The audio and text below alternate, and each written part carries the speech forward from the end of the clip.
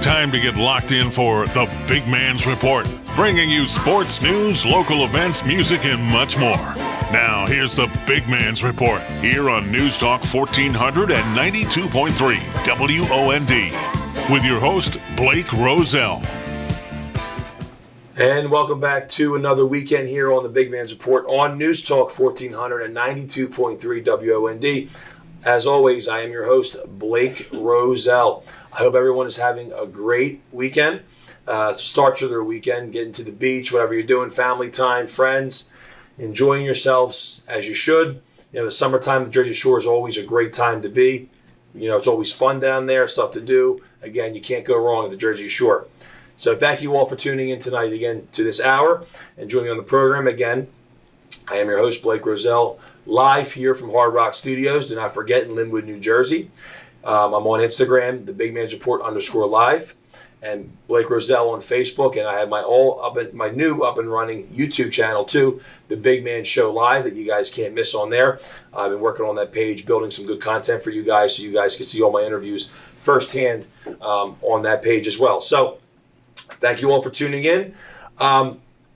If you heard my show last week, I will have. If you missed my show last week, I will have that for you posted on a link via YouTube and also via my Instagram. So I'll have that up for you shortly. You don't want to miss it. And I know it's hard for you guys to always get every show every week, but that's okay, because that's the beauty of being able to post links and footage after the show, so you can catch it if you were able to miss it. But thank you all again for tuning in. Tonight, before I introduce my guests, I want to talk a little bit about the food industry, the restaurant business. Now, we all love food. We all love dining at different places. We all love, all different types of food, I should say. And we're always trying to find that one meal that we could talk about and we could say, "Oh, that place was phenomenal. I want to go back. It was great experience, great ambiance." And also, the biggest thing about the restaurant business is, what goes into it, and how hard the staff has to work. Obviously the manager, the owner, everything from the top all the way down to the bottom of the staff. There's a lot going on, right? And a lot of people who aren't in the restaurant business doesn't really understand that or know much about that, what it takes to go into making a masterpiece, right? Building a masterpiece and making something special. The gentleman I have on tonight has been there, done that. He's doing very well for himself and with his restaurant. He has a lot of history in the food business. He's going to talk to me a little bit about his restaurant, his life growing up, how he got into the food industry, and all that good stuff. You may have heard about his restaurant right down here in South Jersey, up by Philly, Collingswood, New Jersey, the Kitchen Consigliere. Tonight, I would like to introduce, without further ado, my good friend, Angelo Lutz from the Kitchen Consigliere. Angelo, thanks for coming on tonight. Good evening. Thank you for having me. So, Angelo, I like to do with all my guests, and we're going to get into all, the restaurant business and the food and all that stuff. But what I like to do is, I like to know more about my guests, and I want to know more about, them as a person and their life and then their childhood and stuff like that. So, tell everyone, my audience, where you grew up. At a young age, did you have a thing for cooking food? You're Italian, so I know you grew up in an Italian household. So tell me what that was like where you grew up. Well, I was born and raised in South Philly, 15th and Shunk. Went to St. Monica for grade school. At the time, it was Bishop Newman for high school. And then when I graduated, I tried college, but it just wasn't for me. And I got accepted into one or two colleges, and I chose not to go. I worked a little bit in a menial job with an insurance company, and that didn't work out. And I guess I went down the shore to be a dealer sometime, I don't know, I graduated in 81, maybe 83 or 84. I went down to Atlantic City, went to casino school, and I became a dealer, and I worked down there for a few years, and that didn't work out. So I came back to Philly, I guess maybe 89 or 90, I'm assuming. And I used to, but I always worked for caterers on the side, like on the weekends when I was a kid. I always worked for caterers. Mm-hmm. I mainly worked with Swan Caterers in South Philly, old timer named Frank D'Aquilante.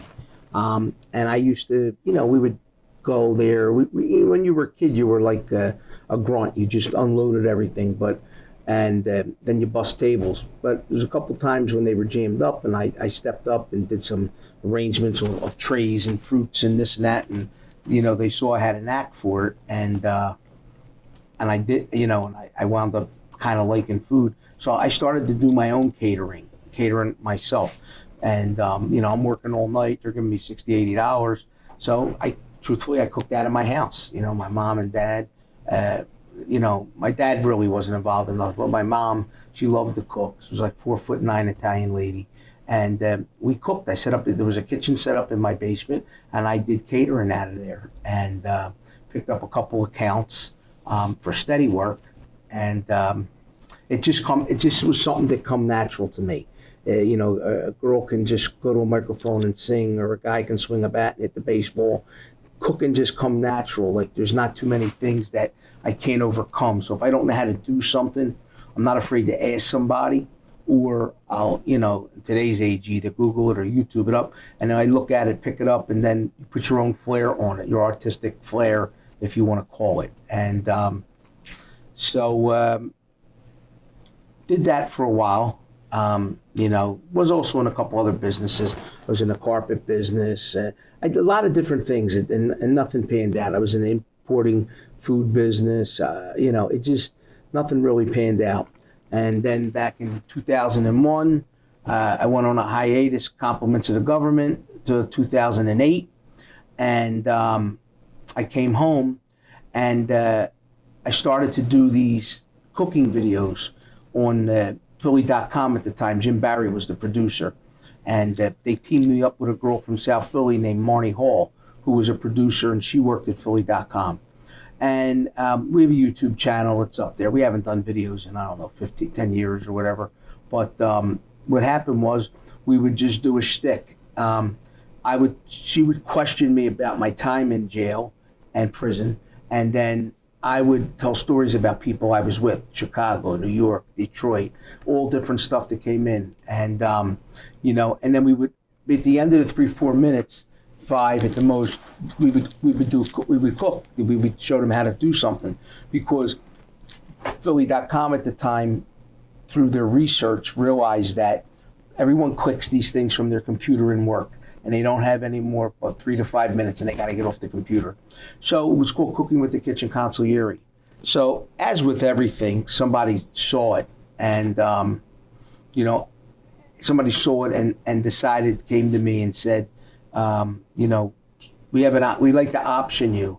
I said, I didn't understand what that was. So they wanted to try and get the show and take it to the Food Network, or try to sell it, was basically it. So I signed a contract to do it. For them there, or do it. And the day we signed the contract, they said to me, I was with Steve Martirano, not the chef, but the DJ, and George Anastasia, because George worked at the Philly.com and had his show, I forget what it was some type of gangster show. I don't remember the name of it. So we went down to, after we signed, because it was Steve's cousin, John Parsons, that signed me for a year to option me. We went to Mr. Joe's in South Philly. And now that's owned by Vince Termini, and it was a tribute to his father, Joe Termini. And it was a little, I always heard about it, so that's why I wanted to go there. I figured, let me get a free meal. So anyway, but when I got in there, it was like real quaint, and it was all peasant food for Todd's, sandwiches, a little bit of spaghetti there. When you walked in, Anna Marie would say, "You want a glass of wine?" Like, it just, so as we're sitting there, and I said, this is my idea. Because when I would walk around the track with guys from New York or whatever, and I would say, when I go home, I'm gonna open up a restaurant and call it the Kitchen Consigliere, because I got that moniker from Jen Frederick from Fox 29, right? Actually, throughout the trial. So I said, Anna Marie came, I said, we're sitting here and I'm saying, I could do this. This is my idea. Because I talked about how Rayo's used to charge $22 for a dish of lentils that, cost $3 to put on a plate, because they're Rayo's. And it's just peasant food. Right. So what I did was, I can go on and on about it, but I decided after, I'm going to look for a restaurant. I said, I can do this. So I looked on Craigslist, and I find a place in Collingswood that's for rent. And it was an old South Philly Texas Wieners. Russell had opened up a second one over here in Collingswood. It was around the corner. And, I talked to the landlord. I was worried that he was going to worry about my past and not want to give me a chance. And these small towns here, it's like Mayberry, RFD. So, Right. I didn't know whether, I was going to be accepted or not. But they considered me a celebrity chef. And Collingswood opened up their arms to me, Mr. Maley, the mayor, and everyone over there at the town hall.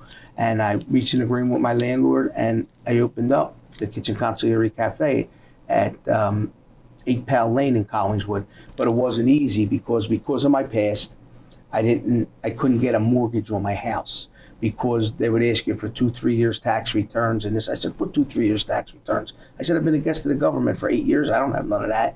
Because when I got incarcerated, it was easy to get a mortgage. All you had to do was give 2 paychecks and the next day just gave it to you. But while I was away, Obama changed everything and protected the banks because of the big crash in the real estate market. Right. So to make a long story short, I borrowed $100,000 against my home. I got a woman, gave me a hard money loan at 15%, 5 points, 15%, and I think it was 2 points. And then, I had to settle everything. And I walked away from the table with $51,000 out of 100. Even the government wouldn't give me a break. I had like $14,000 on my fine. I remember calling up the U.S. attorney. They couldn't believe I would even call and ask. I said, I'm trying to do the right thing here, and you want to gouge me. I said, let's go on a payment plan. They didn't want to know nothing. So that came off there. So that's why I wound up in the 50s with thing. I had to pay my fine off and everything. And I opened up December the 10th of 2010. I opened up. Everyone would say to me, well, why do you think you're going to make it? I said, listen, 2 interviews I gave during the thing, they're going to pay me back. Inquirer 2 weeks before I opened up ran a big article on me. When I opened up, Jen Frederick and Fox 29 went live the whole day, that morning show. Right. So, and it just, and some people got behind it, figuring, here's a guy for a second chance, and some people didn't get behind it. They were pulled by it, and they wouldn't eat here and there. Who cares? And I struggled for almost 3 years there because I only had like 30 seats, and it's hard. You have a rent, you can't turn the tables. People come out to eat. They don't want to understand that 2 people's like an hour and a half. We figure 4 people 2 hours, and 5, 6, 7, 8. We got to push you out in 3 hours. We're a BYOB. If I had liquor, sit here and liquor up all night. A $8 glass of wine that you're paying 55 cents to pour. Who cares at that point? Let them sit for entertainment. And so an opportunity arose. There was a place, Knight's Bistro, that opened up on 700 Haddon Avenue. Opportunity arose. After a year, they just weren't making it. Their concept didn't take off. I heard it was for rent or sale. I went around. I met this guy, Tommy Bullshit, was a friend of mine, and he knew them. So I made him be the intermediary to go talk to them. 2 days later, the landlord walked around to my restaurant to want to make a deal with me. So my business manager, Marty Shoppenbag, he, if everybody's got a nickname, Marty Shoppenbag, sat down. We negotiated this deal here to move to 700 Haddon Avenue. I took possession August 1st of 2013 of the property at 700 Haddon Avenue. And what you see in here now is not what you saw. It was nothing like this. By October 23rd of 2013, I was ready to open, like 81 days. We had this place ready to open. We did most of the work ourselves. I hired a contractor, Carmen Varallo, to do the work here. I hired McMullen Design to design the restaurant. And I got lucky because my landlord really couldn't rent the place around the corner. So he had to stay open to almost October 14th. And then we were only closed like a week to make it. So we were earning the whole time. And the rest is history. I mean, the option with John Parsons never worked out. However, while we were over there, a guy named Rich Russick he's a sports memorabilia collector. He was getting into reality shows. So him and this guy, Ken Brisbos from California, came to me and they said, we want to make a sizzle reel and we want to sell it. We made a sizzle reel. It's on the YouTube page. It's called Mob Chef. So there's a short version and a long version. So my friend Tony Darrow from New York, from The Sopranos, he came Sure. down and he filmed with me, and it came up, it went up. So everybody was trying to pitch and nothing was happening. So I had the rights to the video. So I just picked up the phone. I knew Mark Summers from the Green Slime guy was in Philadelphia, is where his offices were. I gave him a call. I said, my name is so-and-so. So next thing you know, he calls me back. And I sent him a link to the video. So Mark took me on, like, as my producer, and he took me to Food Network. I got to Food Network. I actually sat in the office with the executive vice presidents, and I sold myself. And look, I've been heavy my whole life. They said, truthfully, he's the biggest personality to come through the door since Guy Fieri. He said, but we got to be realistic. Will sponsors get behind him with his past? And they said, also, he's talking about food, and food, we don't want to portray it that you're going to eat and get big or gain weight, but it's very hard. So if you see on TV, it's very, very hard, except for the guy that's on Vice, the big motorcycle guy. But Vice is out there. It's very risque. And we moved from there. And look, it's a red gravy joint. It's what I call it. We don't do anything fancy. We'll put nice dishes out, but, I'm not worried about putting 2 peas and a carrot and a piece of veal. It's not that. We just put it on the plate, make it look good, and we serve it to you, and we serve a lot of it. Our portions are big. And we've been going ever since. We were lucky to survive through the pandemic, and, went with the seating here. We went back. We have a tent outside, which supposedly is going to have to come down November the 22nd, but I'm going to hopefully negotiate with the borough to keep it up. And that's really the history of how we got here. It was a struggle, to move to this location, get funds. I got lucky. I got two gentlemen.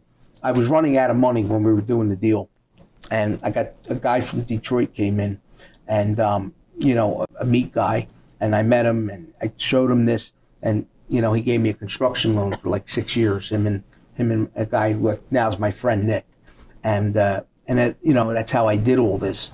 And it's just hard work. It's just it's very, very hard work, the restaurant business. Mm-hmm. It's satisfying and fulfilling work, but right now the industry is just shattered. It's broke. Right. And you have to keep your resolve and try and look at every day being positive. Otherwise, you're gonna implode. Right.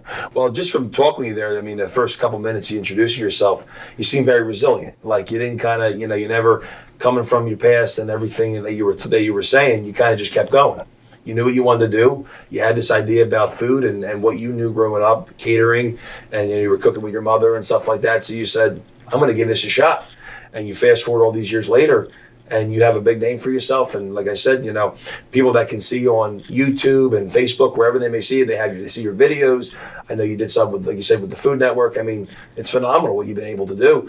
And I think the biggest thing you could say is resiliency, right? You just keep moving forward. Yeah, I mean, opportunities came along. I did Cutthroat Kitchen with the Food Network.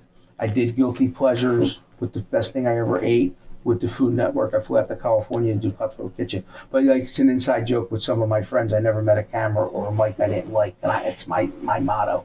And, it's easy to get out there if you're not afraid to talk about yourself. Like right now, I'm trying to develop a podcast. I'm in another podcast. I'm actually a lead in a podcast that Danny Provenzano and iHeart are producing, which we're hoping to get off the ground, called Mob Stories.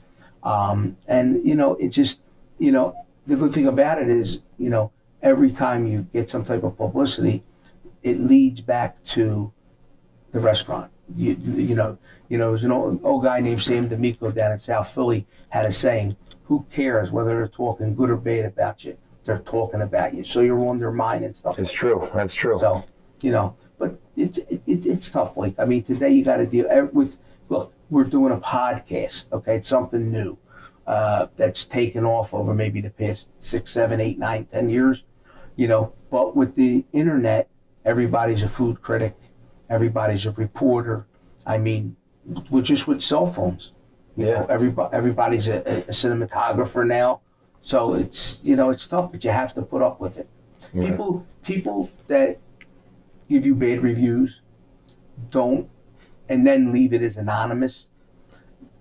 They don't realize all the work that went into it. Like Anthony Bourdain once said that you struggled for 9 months to open up a restaurant, and then these Yelpers come in and just bury you the first day. And it's a rough business. Right. You have to have a plan.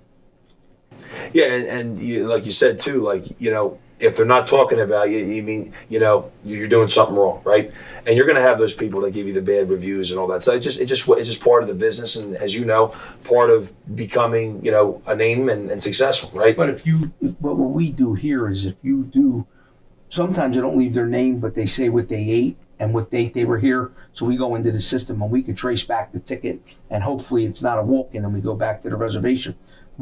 We have at least 24 times over the years called people that were not happy and asked them to come in and have a dinner on us. We had an off night. I mean, I would say 20 of them are steady customers now, and all 20 of them took their reviews down or changed them. We don't ask you to, but give us a chance to show you that we can do this, rather than just bury me. Right. And it seems like that's a great way to handle it too. Like you want to always tell the customer, hey, what happened? All right, maybe it wasn't great. Like you said, it wasn't a great night. Maybe something was wrong with the dish. But that's the best way to kind of build that camaraderie with customers and your patrons, right? Because then everything's word of mouth. We've always gotten great reviews, but over the past, my social media person said over the past 6, 7, 8 months, like we're getting some bad reviews, which we try to correct. We're getting bad reviews because we have no staff. Right. I mean, on a Saturday night when we would have 7 waitresses, we're down to like 3 or 4. 4 bussers, we'd have 2. My cooking line needs 5 to 6 guys to operate at capacity on a Saturday night. We're down to 3. So we can't generate, and sometimes the quality will slip out.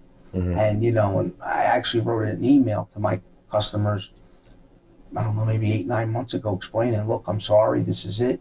You may not be able to get in. If you're thinking about eating, go make your reservation. Because at that time, we were just cutting back on reservations. Right. But then I had to stop because I couldn't do the volume to meet my expenses and overhead here.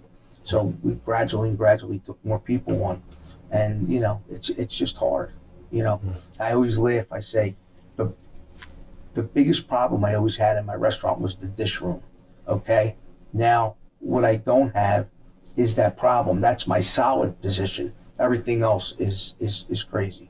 Right. It's unbelievable. Yeah, and I can only imagine just going through, like kind of what I mentioned earlier, what actually goes into the restaurant business, right? I think a lot of us don't understand. So, and we're going to talk about that when we come back from the break. But, I mean, there's so much that has to go into it. I mean, it's not when I'm there, things are running smoothly. There's so much more behind the scenes. Absolutely. As we talked off the record about. I mean, there's so much more that goes into play with the restaurant business. It's just not that. Like now you're dealing with the supply chain. We could talk about that after the break. So, well, Angelo, so thank you for the first half of the hour. We'll be right back here on News Talk 1400 and 92.3 WOND. I am your host, Blake Roselle. Join us after the break. We'll have more from Angelo on the restaurant business and some more things that go into it right here when we return. Thank you.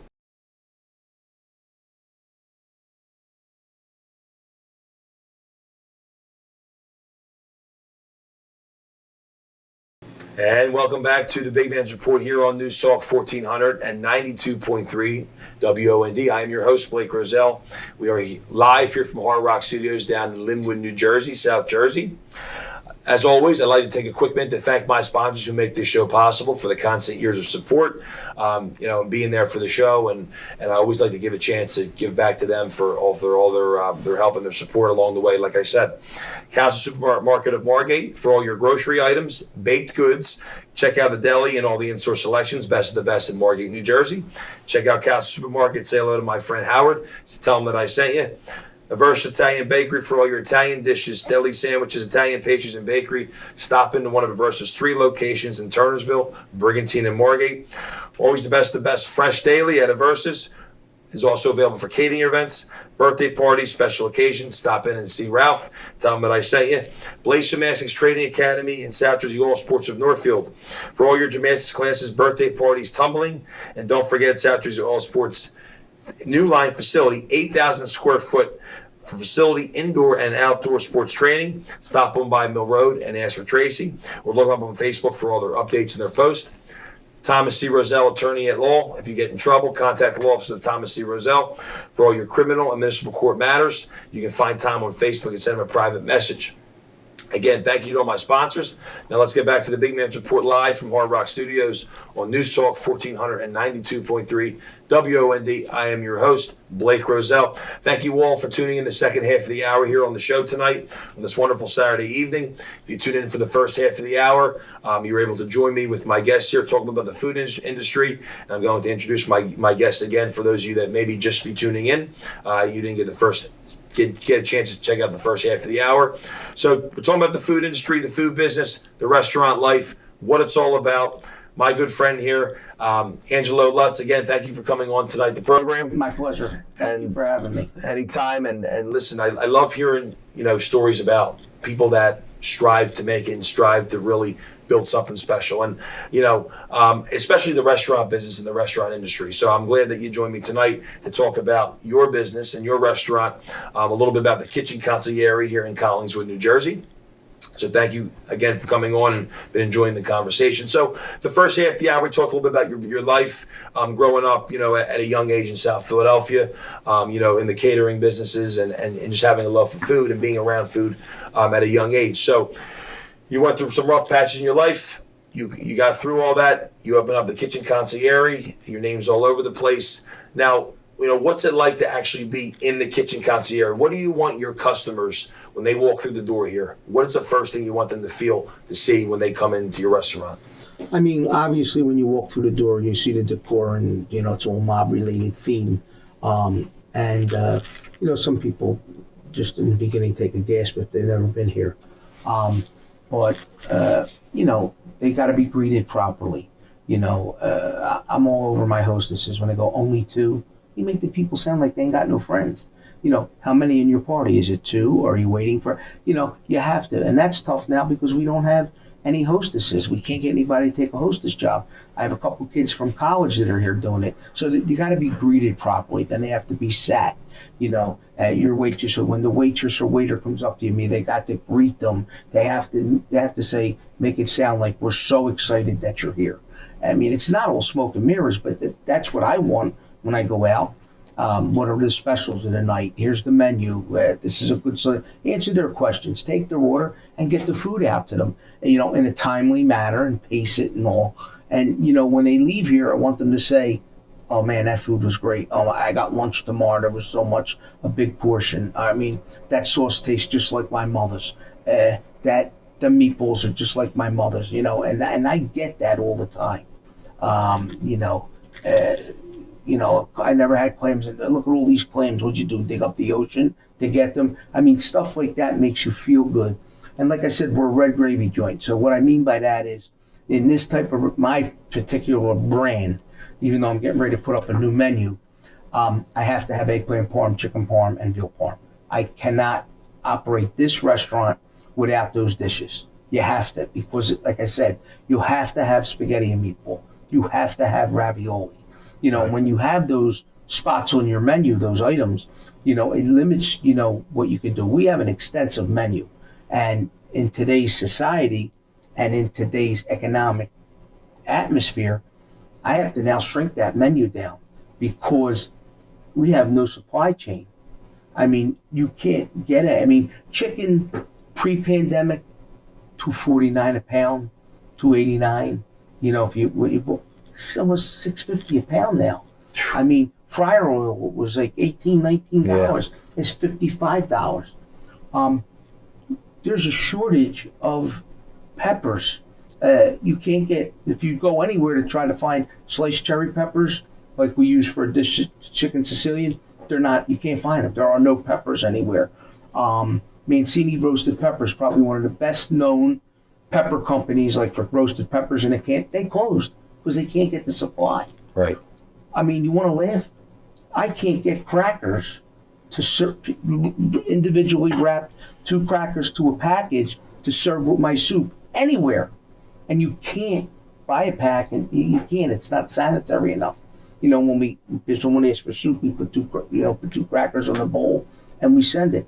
So we're contemplating just going to serving them like a little crostini, like a little toasted piece of bread or 2 of them that they could eat their soup with. It's impossible. Right. Some weeks you can't get tomatoes. I mean, some weeks you can't get pancetta. It's crazy. The industry and the biggest problem with the industry, I feel, as far as the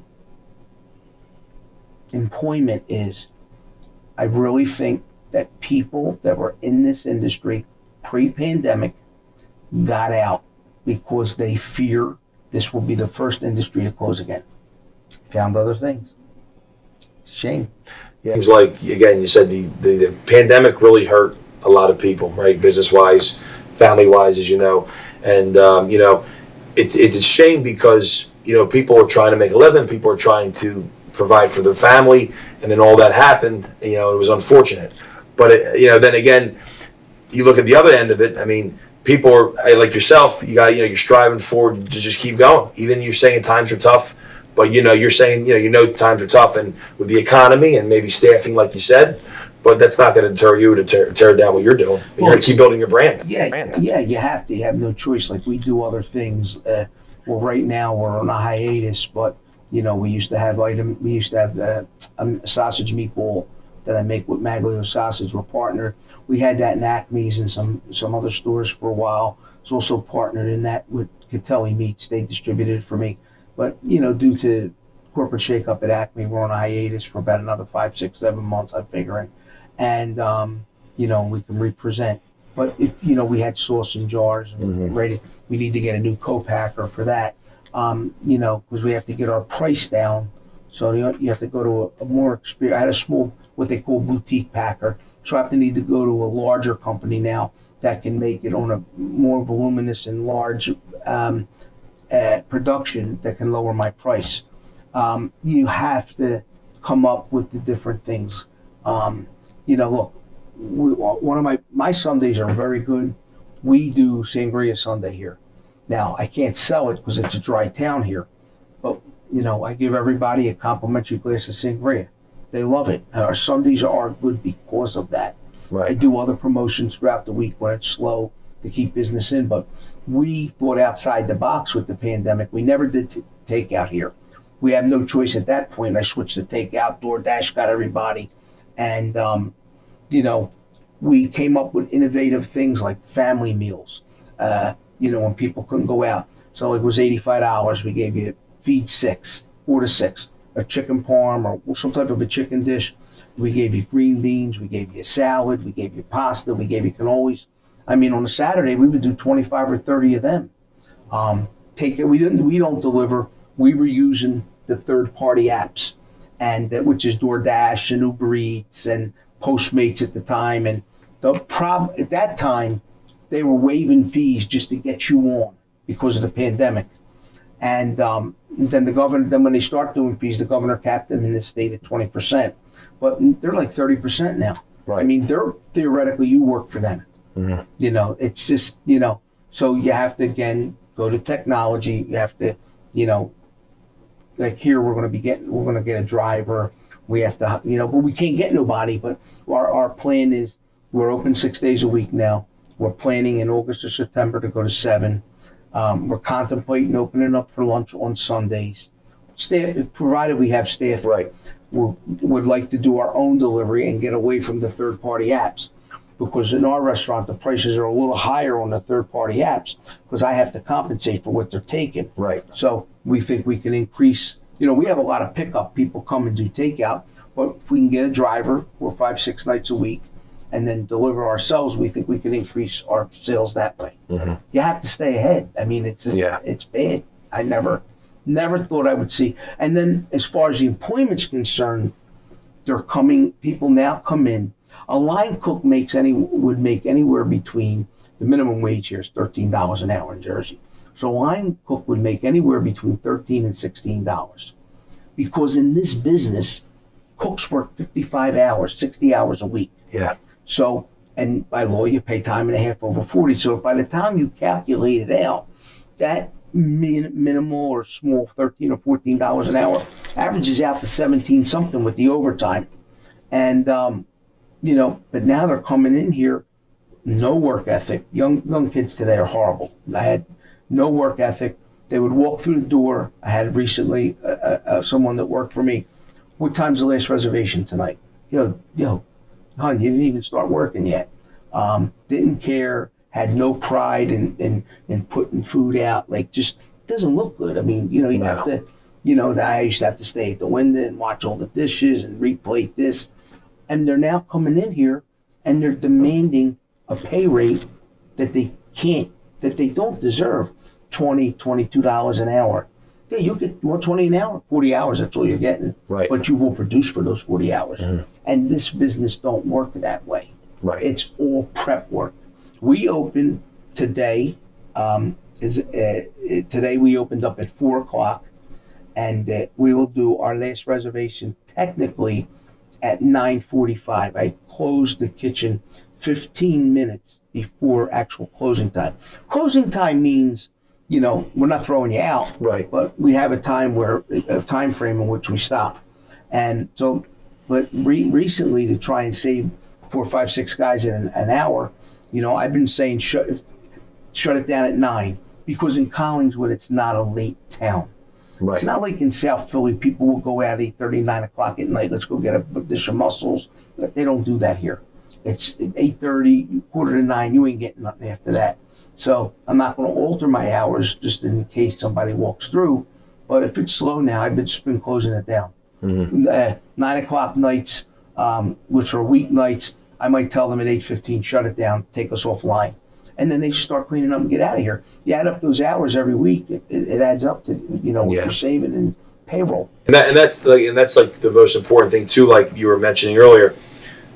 That's what goes into it. Like, you almost want everything, like you're saying, to kind of be perfect. Now, it may not be perfect the first time, the second time, but it's got, like, how you organize a dish, how you serve a dish, where the place setting should be, how you greet someone. All that stuff takes into effect to make a very memorable experience, let's just say, right? I mean, that stuff is so important. I think, people just come in to eat and enjoy themselves. But, like, from the other end of it, the business owners end of it, and the people that are staffed here, we got to provide something that's going to make people want to come back. And that's the biggest thing that you're preaching. Well, and again, with these, look, do you want to raise your prices? No. But give me an example. A chicken parmesan can only yield so much in money. It's a chicken parmesan with a side of pasta. We give we call it a complimentary salad, but it's all incorporated in. We give a salad. We put bread on the table. We put olive oil on the table. We do what we can. But you could only yield. So we're trying to make business cuts now. Like, for instance, I was 100% against this when it was first presented to me, because I thought it would kill me. But I switched to surcharge on the credit cards. I now, if you have $100 bill here, it's 103. I can't eat that anymore. Right. With the prices fluctuating where they can. Crab meat. All right. So we make one dish here, and we use what they call claw crab meat. We make a ragu, and claw crab meat, like, it's like bony part of the chicken, has all the flavor. Mm-hmm. So we use that as our base. Now, claw crab meat pre-pandemic was $9.99 a pound. It's $19.99 a pound now. Lump crab meat that cost us $16 and $17 is now $28. I mean, right, yeah. So we really took crab off the menu for a while. I took the crab ragu off. Then when the prices came down, we redid the menu and we put market price, and we price it daily according to what we're paying for crab. It's just rough. You have to compensate somewhere, trying that. And then the other thing is, like I said, we're going to shorten our menu down and, have specials per month. So these are the monthly specials. We ain't got to worry about what we're running every night. These are the specials we have all month long, and then we flip them the next month. Mm. So the specials are always too. I mean, you want to feel like they're kind of getting their value, right? The patrons are coming in, they're getting, hey, well, look at this, this deal, we'll get the complimentary this. That's another way you would say to kind of keep them feeling like they're coming back, right? They want to see a deal. Well, almost. Like, for instance, this weekend we ran a special. We did a pork ossobuco, which is a big pork shank, Now, sometimes I do them red sauce, but we did them in a Mirepoix port wine reduction demi-glaze, like in a brown sauce, served it over a wild mushroom risotto. So we ran that Friday, Saturday, Sunday. You know, when it goes, it goes. Right. So it is what it is. You just do the best you can. But, you know, to have those specials, something like that every day of the week is just too much work involved in it. Right. You know, you could have like a chicken Italiano is a special you can run all month. You do raviolis here. We do a ravioli or a pasta a month, like a spinach ravioli or something like that. You try to do 1 or 2 appetizers. So we do what we can to make things palatable, enjoyable for the customers. You know, we want, and as far as finishing the meal, we're known for our desserts. I mean, we are just totally known for our desserts. Patsy does all the baking here. She does a great job. All the baking's done in-house. And I mean, you know, I have people that work for me.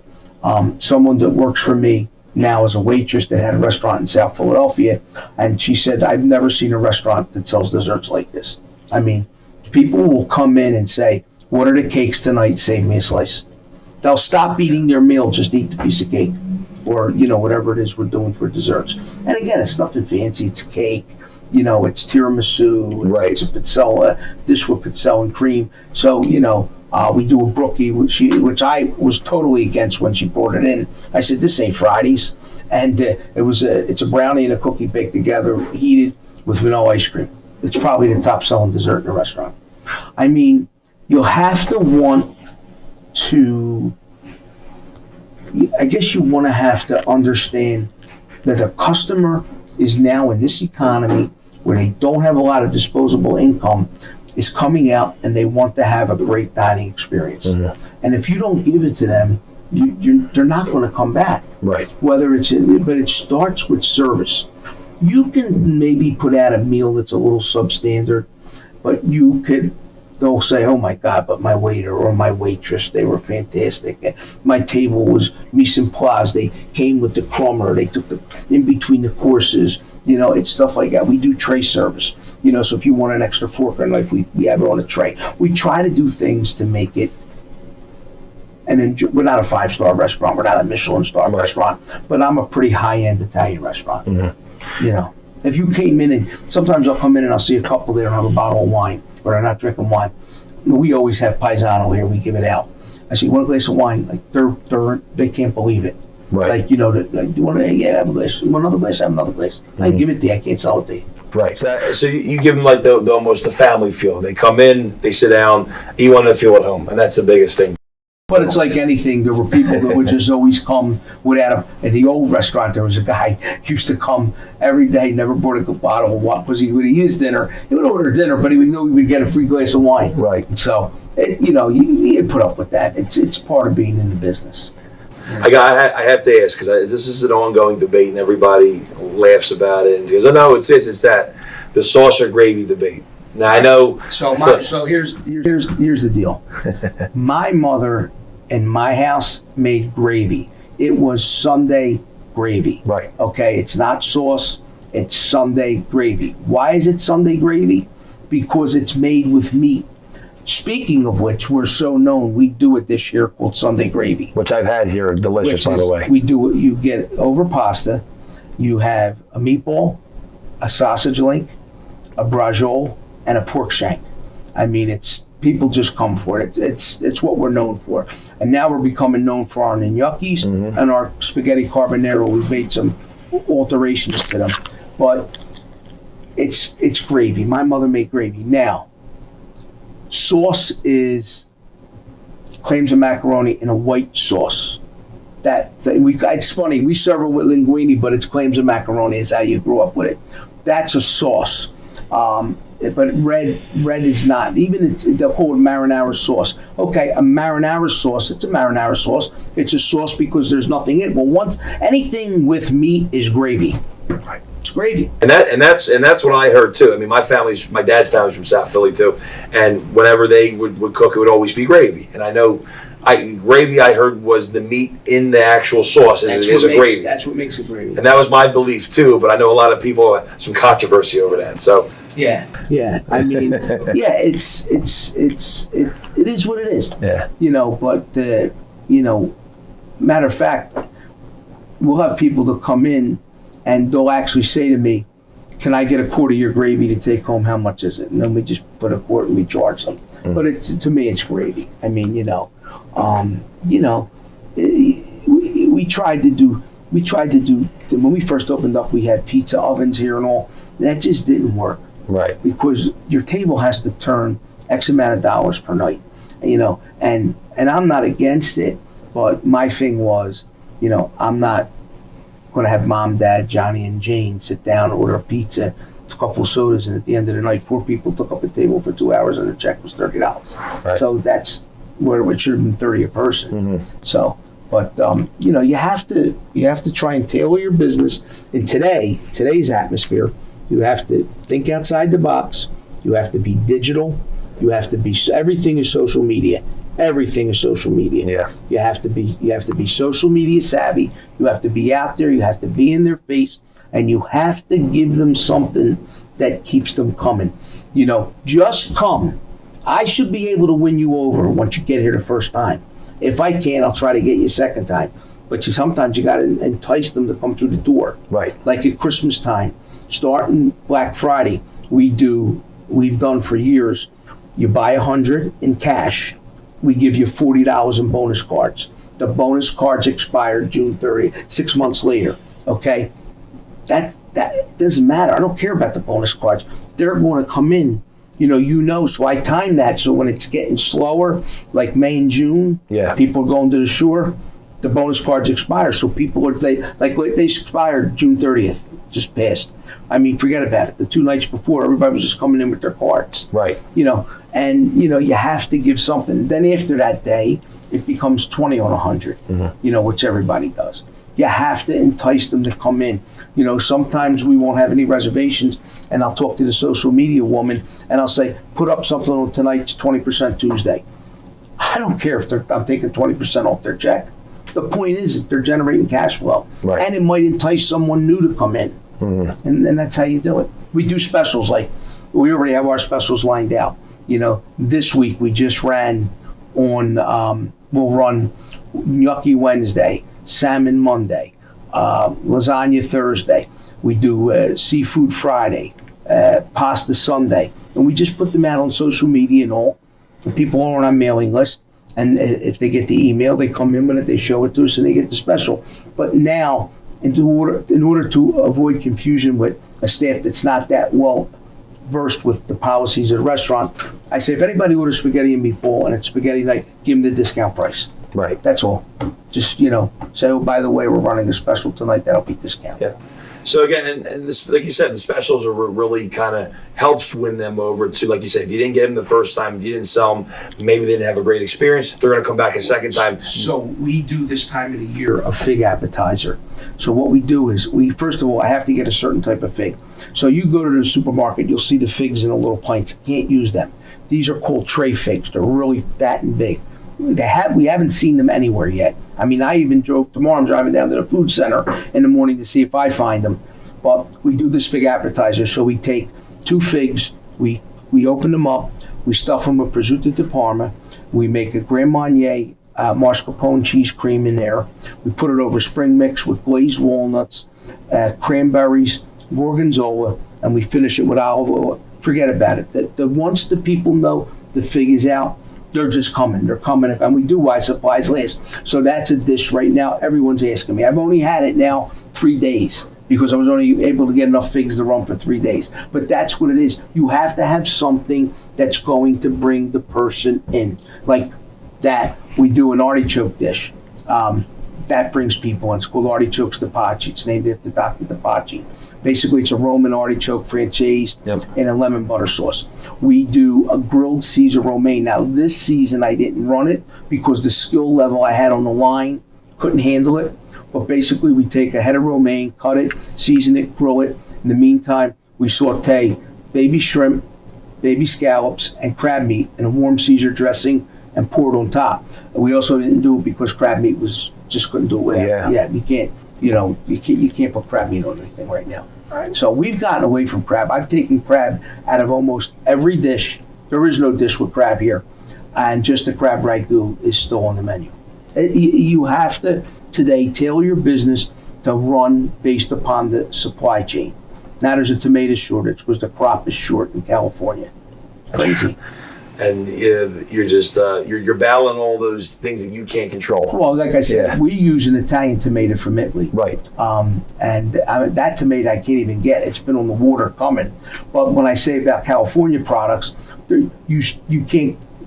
Italy cans tomatoes whole. And then if you need a crushed tomato or a puree, that's all California. Sometimes you have Williamsburg down there in Virginia, they grow them too. But, that's what I'm saying. So now some of the California products are going to come scarce because there's a shortage. There's a pepper shortage. There's a shortage of everything. Yeah. It's crazy. Yeah. All right. Takeout containers. Okay? 7 ounce, 9 ounce, inch, they're round ones you put they're not around. They're out of supply. And then this ridiculous thing of the bags here in New Jersey, which they ought to worry about other things, guns and shit like that.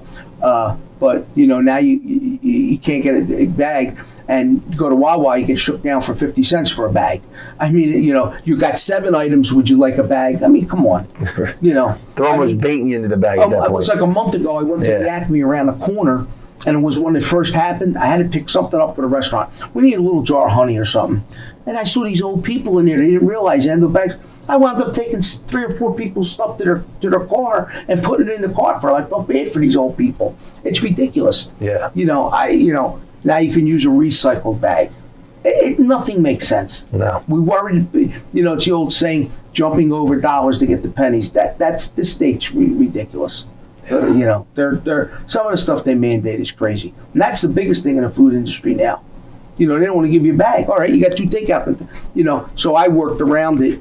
You can use a certain plastic bag if it's thick, like a mil, 4 mil or more. Right. So I still use that, and you had to switch to all. You can't use any styrofoam. You can't use any clear plastic anymore.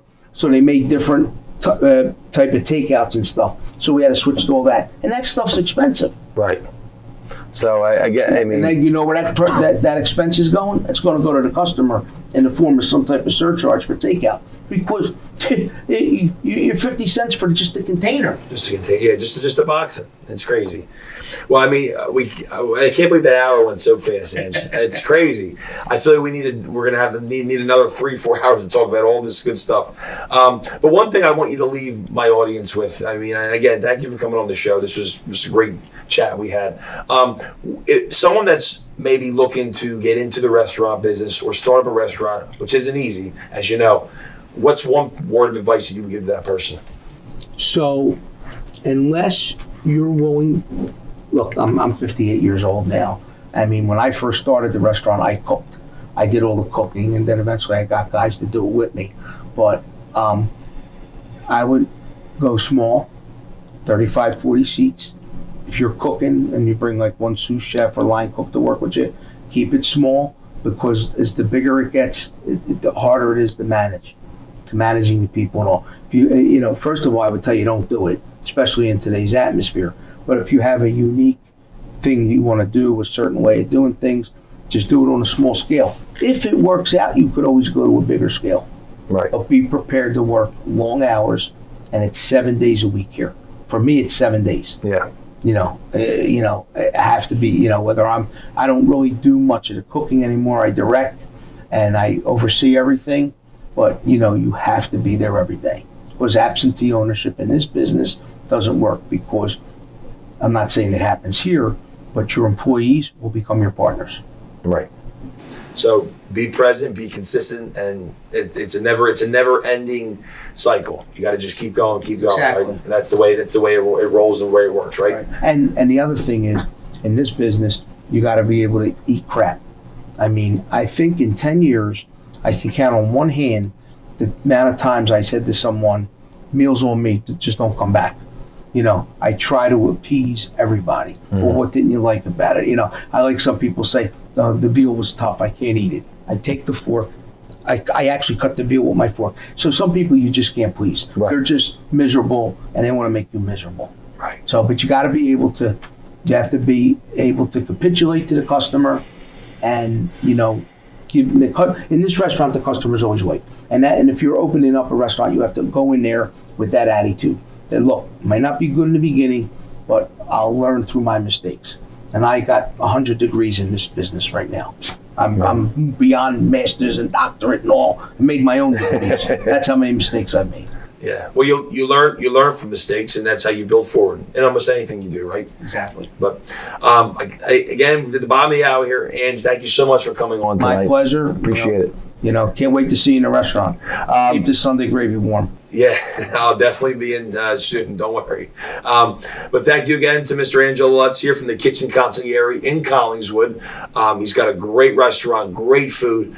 Please stop on by when you're in the area. Stop on in, see Ange. Tell him that I sent you, and you heard it here first. But thank you all again for tuning in tonight. Looking forward to having Angelo on in the future again. And tune in next week for my guest next week. And again, you have me on all my socials, the Big Man's Report _live on Instagram. And also, if you want to look at all of the menu, you have a website, Ange, too, on there. We're at www.kitcon, KITCONCAF as in Frank, E.com. And the Kitchen Consigliere on Facebook and Instagram as well. Yeah, we have the Kitchen Consigliere on Facebook, Instagram, Twitter, YouTube. Your sister's ass, as Vic DiPotetto says. The Pony Express. Yeah, it's everywhere. Shout out to Vic DiPotetto, who I had on a couple months ago, but he's hysterical. Oh, he's the best. Thank you again, everyone. I'll see you guys all next week. Enjoy the rest of your weekend. I am the Big Man here on News Talk 1400 and 92.3 WOND live from Hard Rock Studios. We'll see you all next week. Take care.